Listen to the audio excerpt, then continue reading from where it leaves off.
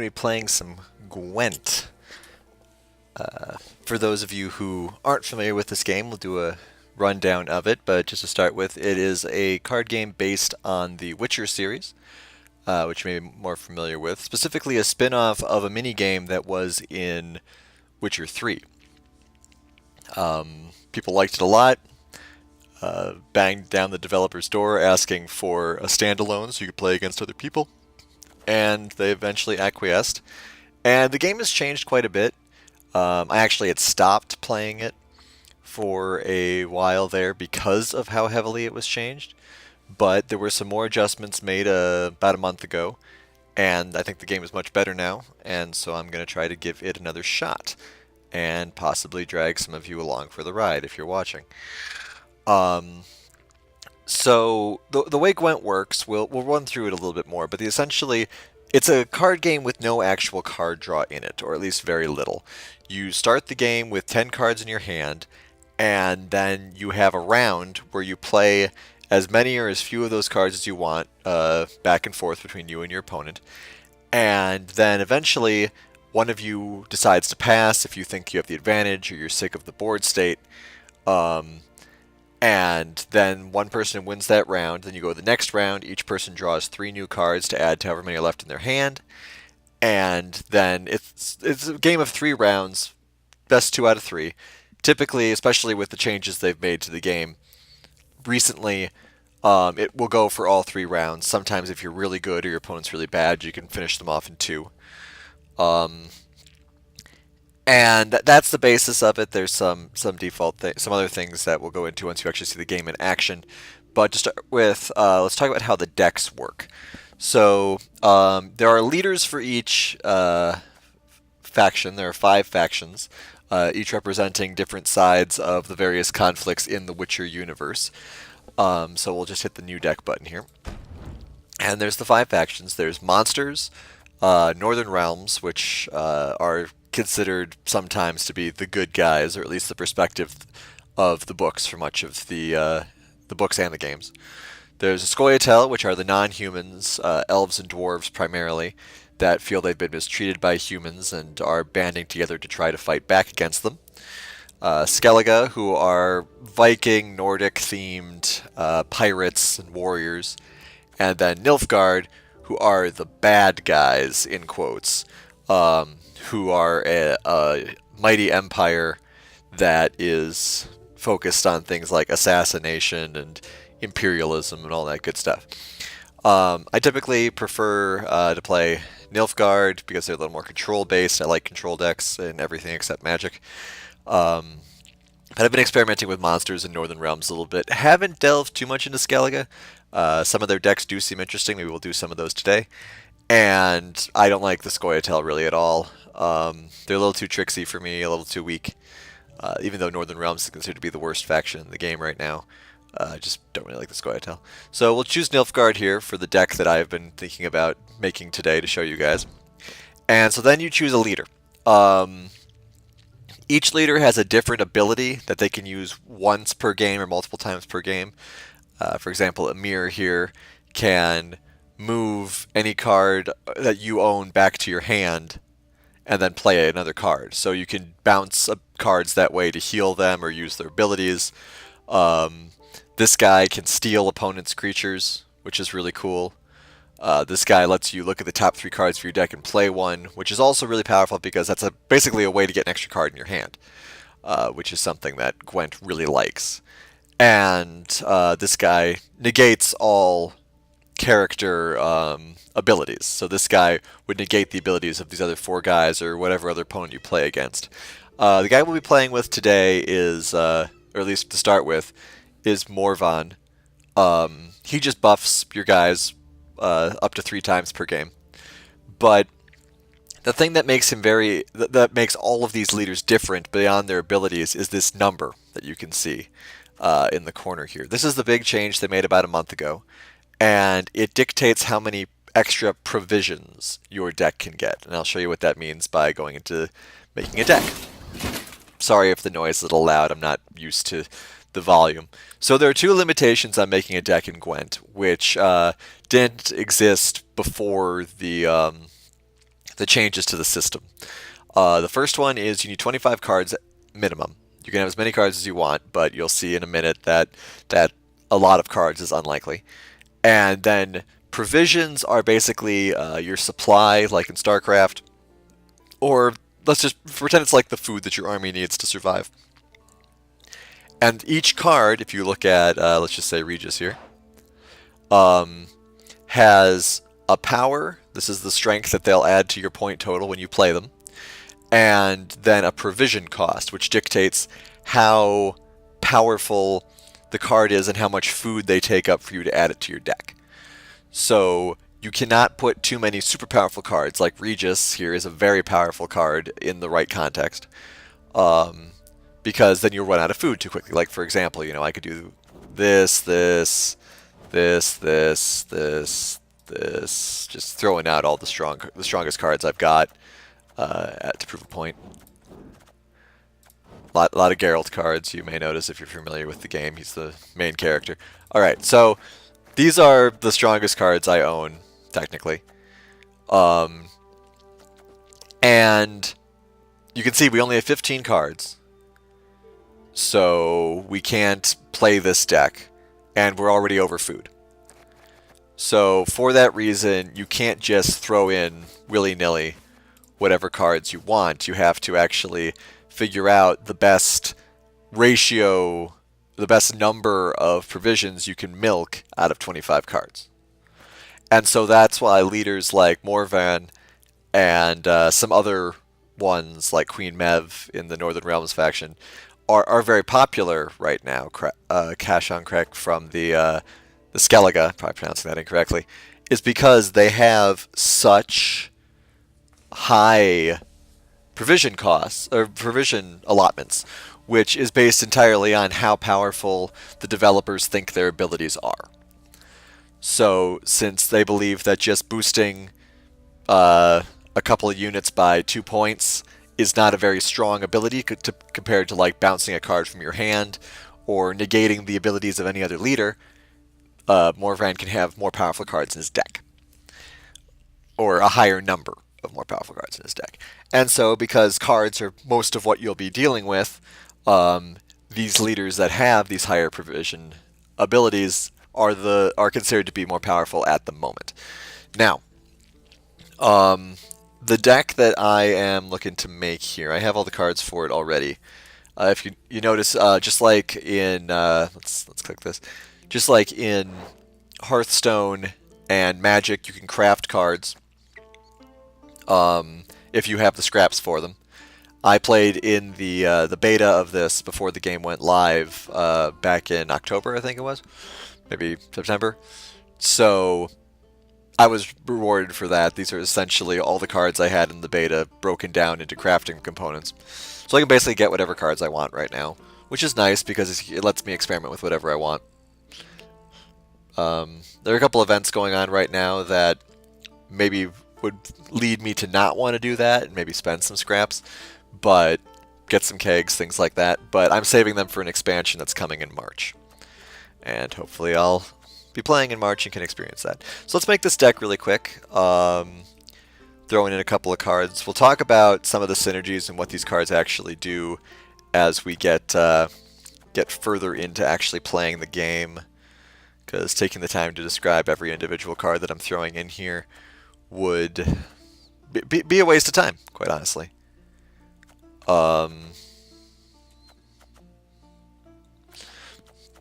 Because, you guys aren't too invested in this yet, and you'll lose more and more interest the longer I take to actually get into the games. I'm already missing some cards. But yes, this is, I've only been returned for about 2 weeks now, so I am not entirely familiar with all of the cards in the game and what they do and things like that. So I have been net decking. I'm not going to deny that. I'm not so proud that I'm not going to admit that I have no idea what I'm doing currently.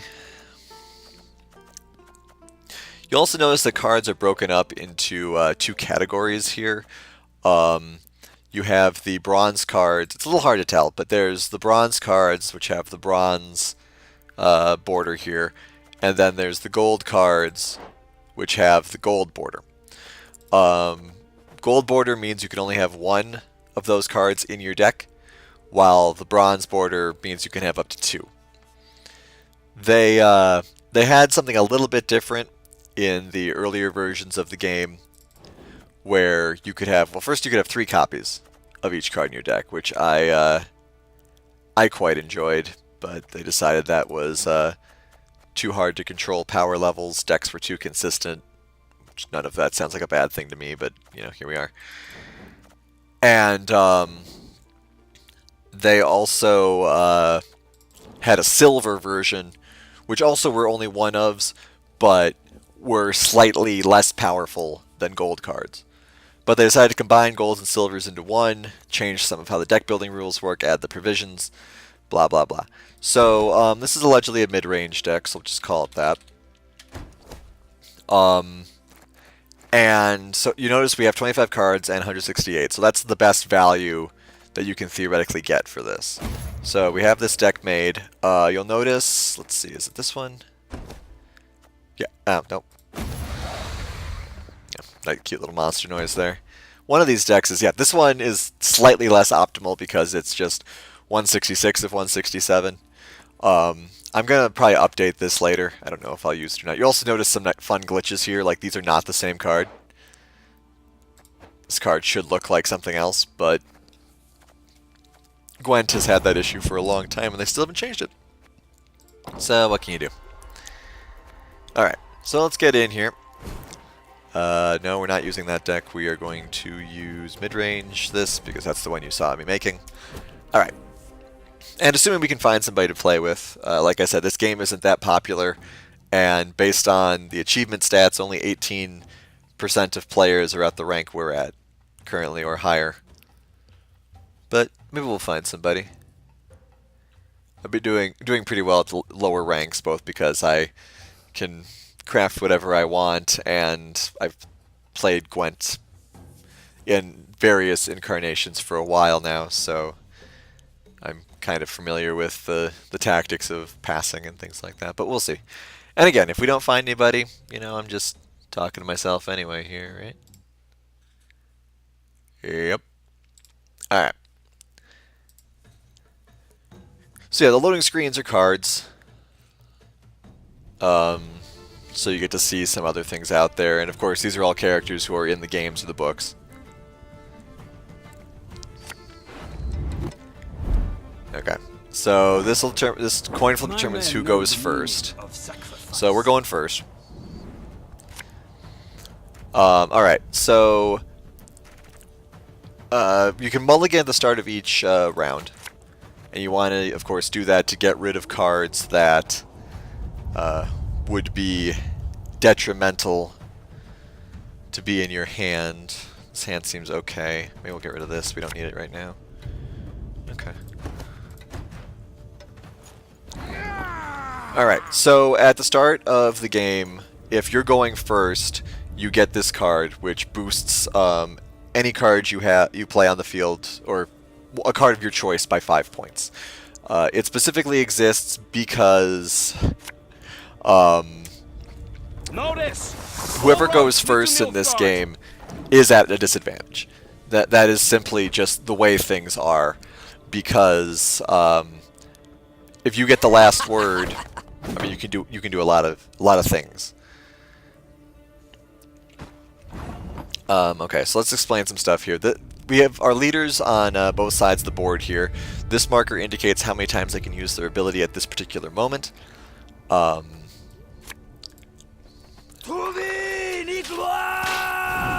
our opponent appears to be running a damage-based deck. Krakon Krate's ability is to damage an enemy by 1, and he can do that many times. But at the moment, he doesn't seem to be focusing on getting damaged creatures out, which is interesting. Blood! Blood everywhere! And he also is running some discard stuff. Skellige... No, that's obnoxious. Okay, a couple of things happen there. So Skellige is based on damaging yourself and discarding. A lot of self-injury, you know, themes, things of that nature. So they really enjoy being able to throw their stuff in the graveyard and then get bonuses from that. So Morkvarg here, if he's thrown in the graveyard, he gets summoned back to the board. So when he played this, discard the top 3 cards of his deck, he was lucky enough that Morkvarg was in the top 3, and so was able to get summoned back. He also threw out a wolf, whatever. Roach, who you may have noticed I kicked out of my opening hand, gets played to the field whenever you play a gold card. So, since this card is gold, Roach came out. Now, you'll see my Roach come out in a second here, because we're going to play out these guys for some big tempo. Excellent. Alright, so these guys summon their... Whenever I play any one of these guys, it summons its buddies. And so then Roach came out too because they're gold. This guy discarded another card. Okay, so he's running a beast deck. There are certain critters out there who will power up when, or have a certain ability when a beast ends up being played or is in the graveyard. So that's what he's running here, and that's fine. We're just going to see how much we can force our opponent further in. So you may notice that this guy has an order ability. Don't you pester me. It's fine. Order abilities can only be activated the turn after the creature is played.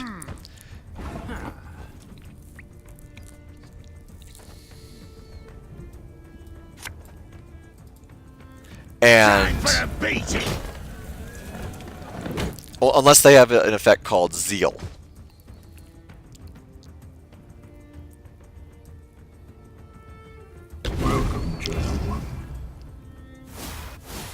Okay. So he's got a bear in his hand.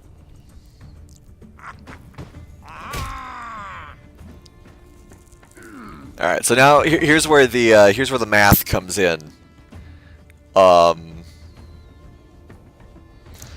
Gwent's a lot kind of like chess, kind of like math class. So he'll play this bear, and he's got 1 copy of it in his graveyard. So theoretically, it will be able to damage. It'll be 6 points if he plays it. So that'll get him up to 34, which shouldn't be enough to beat us. If nothing else, it will tie, because we have a Savage Bear in our graveyard. I don't know if that counts. So he has to play something more than either his bear to damage us or something else. So we're going to pass. I don't really like that emote there, but that's fine. This is the first time I've used Morvern in a deck. So now he has to make a decision if he wants to go down a card on us to get ahead, maybe more cards.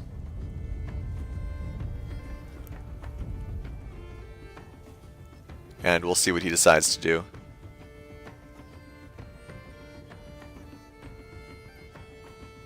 Now this bear has a order ability, like I mentioned, but also has Zeal.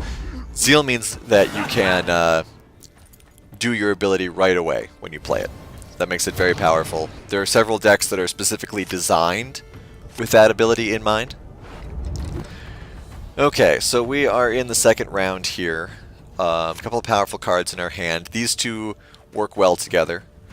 The question is if we want to keep these cards. We could, because we have the advantage right now. So, sure, we're fine. Okay. So we know he has that bear, which will now be able to do 6 damage. And since we have the impetus, or we have not the impetus, we have the advantage at this point because we're 1 game from winning where he's 2, or 1 round from winning where he's 2. So at this point, you can do something called bleeding, where you just play cards and force your opponent to play cards.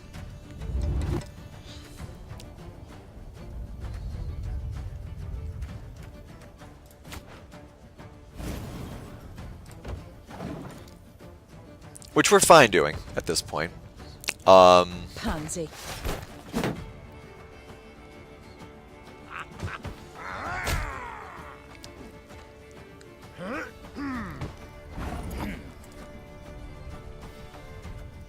Because at the moment, with the way the game is running, I always find a way in.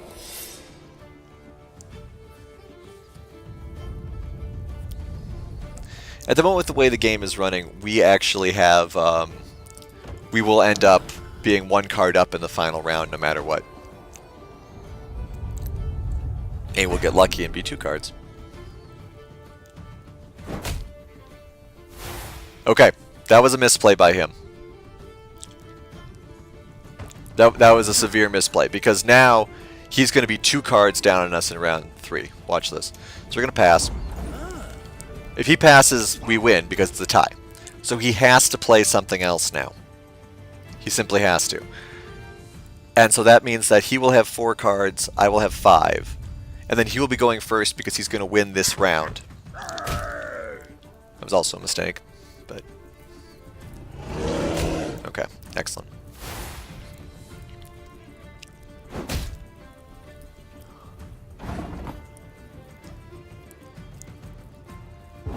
Okay.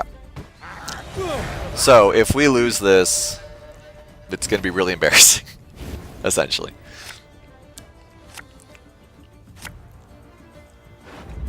Okay, this is nice. Another nice thing in Gwent is you can look at your deck to see what's still in it. Any of these 3 cards would be great to get into our hand here, but I don't know what I want to get rid of. 2 damage enemy by 4 cards, a lot of damage enemy by 4 cards. I think we'll play this just so we can bait out his removal. So, I mean, we're basically, I guess we're just fine the way we are. Okay. This may not be that useful. Maybe I should have ditched Peter. If not by strength, Alright, then by stamina. so that's why you play this card, is that it's essentially, it's a decent card, it is not a good card. And so, rather than our opponent getting something that synergizes with him, he got this crap. So what we're going to do is we're going to play the Sergeant now. And we're going to buff him a little bit. Oh, he runs combi. That's cute. We'll do one more. Just keep revealing combi. Fine. Ah. So we'll see if we can get away with this. I don't think we can, but this will force him to... Yeah. This is going to force him to bring out his bear. Yep. Specifically to remove this, which is perfect, because there are other cards that we would much rather survive. Alright, so we've got a lot of removal in our hand. We've got locks, we have resetting. I still don't know if I should have held on to that or not. So I think what we'll do is we'll play one of our removals.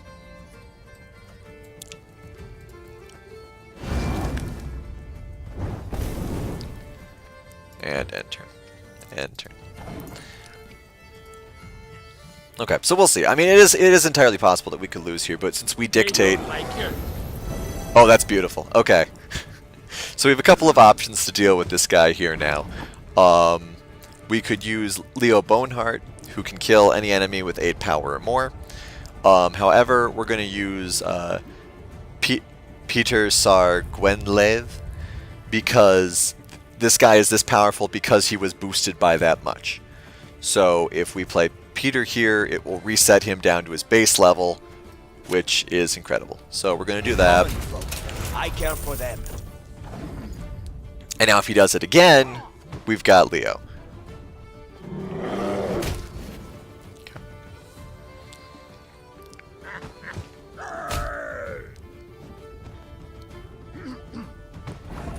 Okay, we might save this knight for one of the last plays. Alright, so now there's the question of the trade-off of these 2 characters. When the first one is on the board, it buffs the ability of the second one. So we could deal 4 damage here, or we could boost for 4, and then deal 8 damage or boost for 8, depending on which one we decide to play. Hopefully that makes sense. So we need to decide what we're going to do here. I think what I'm going to do is I'm going to play the boost. Maybe not. I'm going to do the damage. We'll do the damage. We have lock abilities for anything dangerous, and we have Leo for anything dangerous. So we're going to play this out. Damage. And then we're going to use our reveal ability here. Combi again. Jesus. Alright. So that basically screams we have Unicorn in our hand, but that's fine.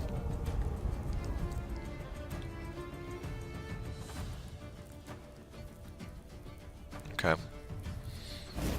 It's gonna get that guy back, which is fine. Sure, you can pet him. Okay. As long as you don't mind losing an arm.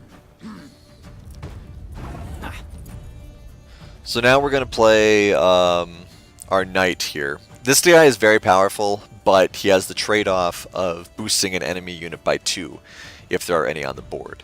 He's a very strong first play, but since we're going to kill that bear anyway, It must triumph. we don't care about buffing him.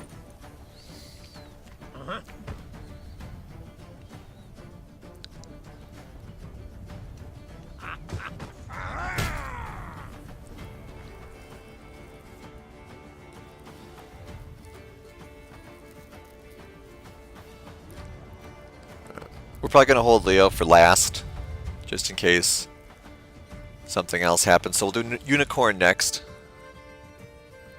Get him, Wojtek! Okay, so he's spreading his points around, which anyone smart would do anyway. Unicorn is certainly going to help us here. Just make sure that we close the game out. Alright, so he's got his last card. Once you play your last card, you automatically pass. Okay.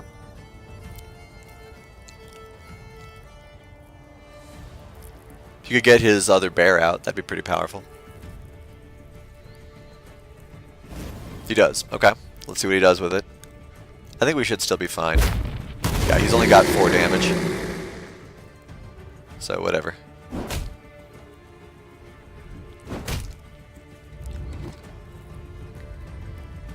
Okay. So now all we need to win is, well, I'll do as you ask. that.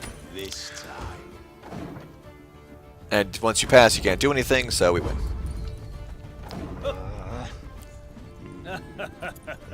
And Morven's dance is really annoying. Okay. So that shows how great card advantage is. There's also a little thing in Gwent where you can send your opponent a GG. And if they GG you, you get some extra resources for the game. Okay, so we saw how that first game went. We'll do another one. A couple of other cards hopefully can play out.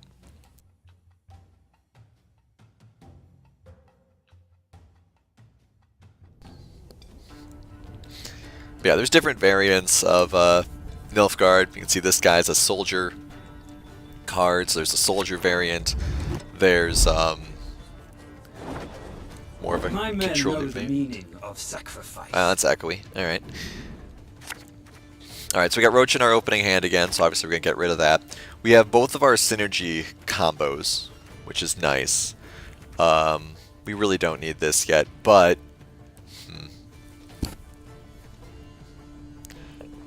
we'll hold on to it. Okay, so we got a reasonable hand here. We'll finish redrawing, and we will start with throwing our knight out. Like we said, it's a big opening play here. Notice! All roads lead to Nilfgaard. That's more value than any bronze card's going to get on turn 1. Essentially. Except for cards that pull things from the deck. Alright, so we have... Try them! Okay. So, a couple of things happening right now. First, this is the combo, some of the combo that Meave does, and I may play her deck next just to show that in action. Where she plays things that get, these guys in particular, that get boosted. Now, we have a Witcher combo in our hand here, Witchers being the titular characters from the games. These guys are buddies, and when they're in the hand, they boost the other one. So this guy will deal 5 damage instead of 3 as long as I have his friend in my hand, whereas this guy will lock, which is disable the abilities, of every card both on the board, hand, and deck with the same name as the card he targets, as long as his buddy's in my hand. So we're going to do this and shut down Sometimes I've had enough. part of our opponent's strategy.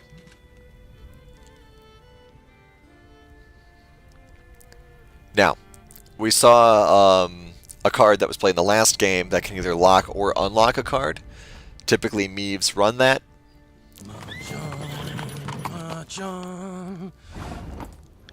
Okay. So now, a boosting engine card. We have one of those ourselves. Obviously, it would have been nice to have gotten that out earlier, but we kind of wanted the value on the Nilfgaard Knight. So we should remove that immediately, and since Sarret isn't doing anything else in our hand, we will just do that right now. Beast or man, makes no difference. And we'll use this on Roach. Okay. So we're in a pretty good spot here. This is where,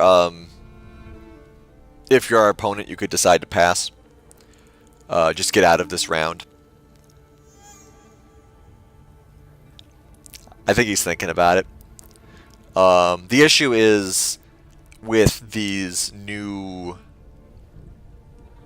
rules about how Gwent works. Every time you draw 6 additional cards over the course of the game. 3 at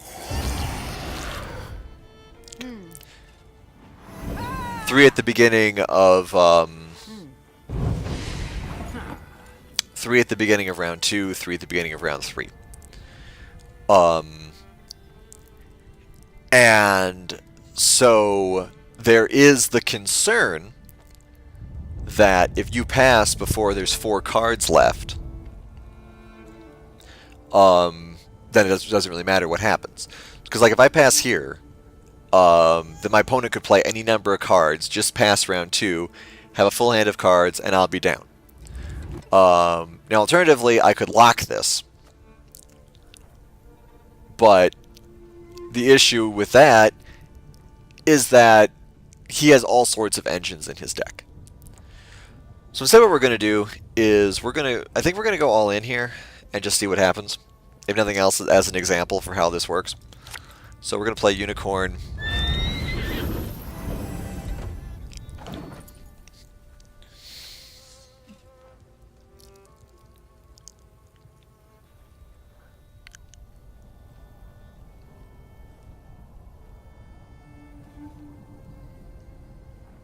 Yeah, I mean, I'm fine running an example of this. I've lost to a Meave deck yesterday, actually, because they can get some crazy engines going if you let them.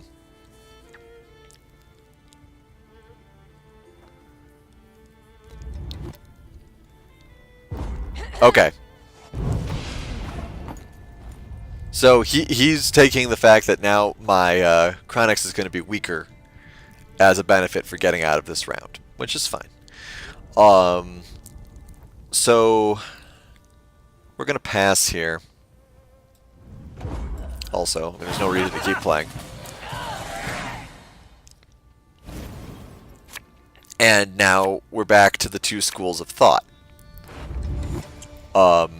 Where do we keep playing into the next round, make them burn a bunch of cards, or do we just pass here and start 1 card up going into the final? Now, since Meave is about card engines, she has a lot of very powerful things that she can use in pretty short order and get rolling on that. So we do not want her to have a lot of cards going into round 3. And thus we're going to try to play some of this out. We'll start with Nilfgaard Knight. Order will triumph. It must triumph.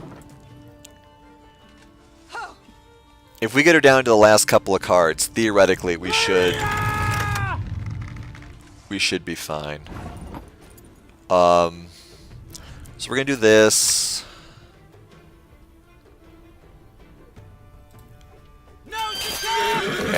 gonna buff him once. Okay, whatever. Okay. For the Queen! Alright. So doesn't matter to us, we've got Chronics. But again, you know, we see this engine that he's starting to build up a little bit.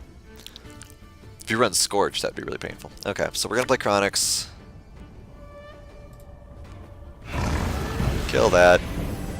Buff our own guy. Every time we play Deploy, our deck is nothing but deploys. This guy goes up by 1.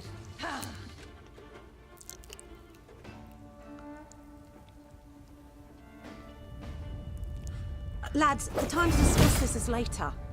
Yep, okay, wonderful. So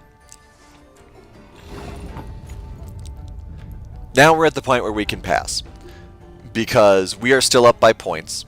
He just played a very powerful card of his own that would benefit all of his guys if he was able to keep it running. And, I mean, his graveyard isn't great. We do have this Dream, but we could use it to pull Vess out for ourselves. More than likely, we'll take his Botchling. And so we're just going to pass, I think. I think that's the right call here. Yeah, we're just going to pass here. We don't want to be down cards. And again, the fact that he played this very strong card of his, and now it's gone. Assuming he doesn't run and renew, which is a pretty high value card, but she has the provisions to make it work. Really good Gwent players can see what a person's running. You can see the provisions. And use that to determine what other cards might be in their deck. You know, like you see something like, you see a very low provision leader. Oh, that's great. That's another one of her best cards.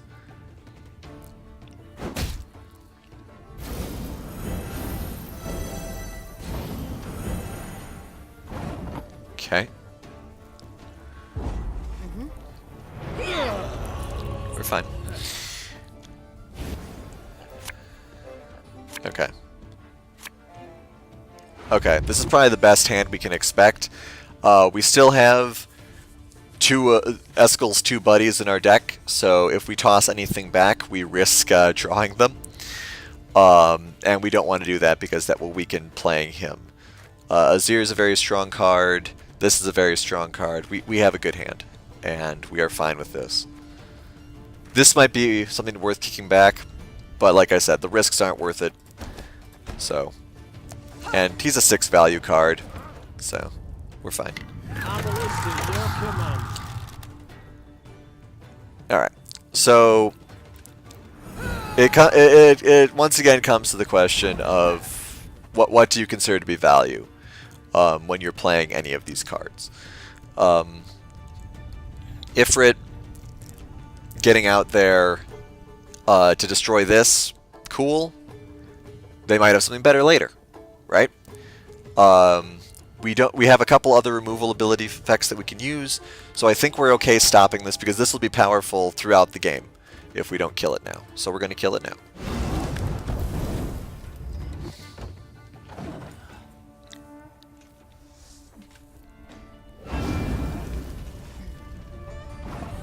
Okay, this is also very powerful. Would have been really cool if we could have gotten it ourselves. I don't think there's any way that we could do that, though. Certainly not right now. So we're just going to lock it. Which stops its abilities from working. Unless, of course, she has the remove lock ability. Which, as we already discussed, is a card that does exist. And most likely is run by Meve. And just because she's looking through her cards right now... Okay, that's fine too.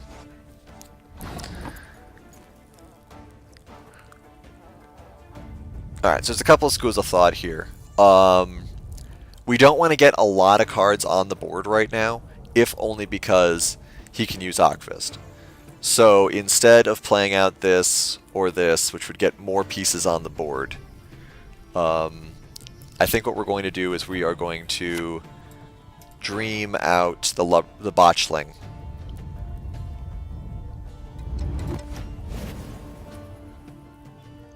Which we'll throw back here. And we will buff it once.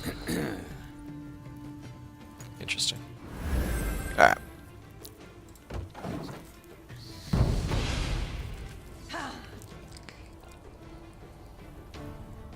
At last.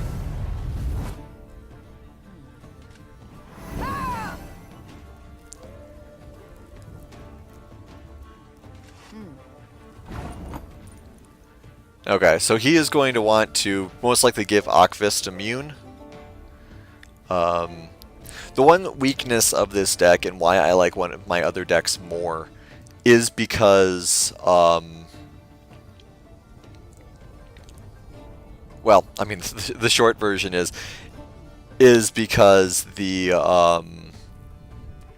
it has more lock effects. Is essentially the nice way of saying it. So we're gonna play this out, I think. It's only going to do 3 damage, which is unfortunate. But, might as well.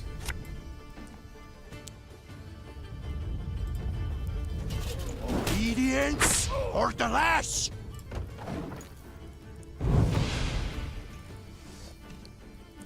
So he'll give that immune. Another battle. Oh, or he'll give that immune. Another entry in the chronicles. Okay, that's fine. Is he going to use his ability? He doesn't use it. What a god. Alright. So, we're just going to kill that then, because he's being greedy about it. No one in such can be going.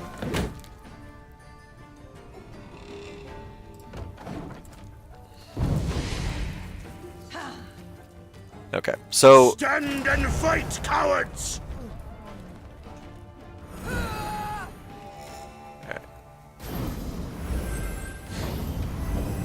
So Leo... Oh, never mind. Okay, I was about to say Leo might be worthless here. But then this guy just buffed up his Selkirk with the idea of killing my botchling. For free, essentially. So now Boneheart's just going to kill him, and he may just quit here once we do this. Let's dance. At these lower ranks, people seem to forget. You crossed the wrong sorceress. That Bonhart exists. Okay. So now what we'll do is we'll play this, which is a big tempo play. So use her to put Roach back in our deck, but since her ability activates before she actually hits the board, Roach comes out first. And so to protect our botchling for 1 turn, we will power up Azir 1 bit. End turn. Alright, so we have a lot of points still in our hand now. I am ready. That's obnoxious. But we have abilities to deal with that also.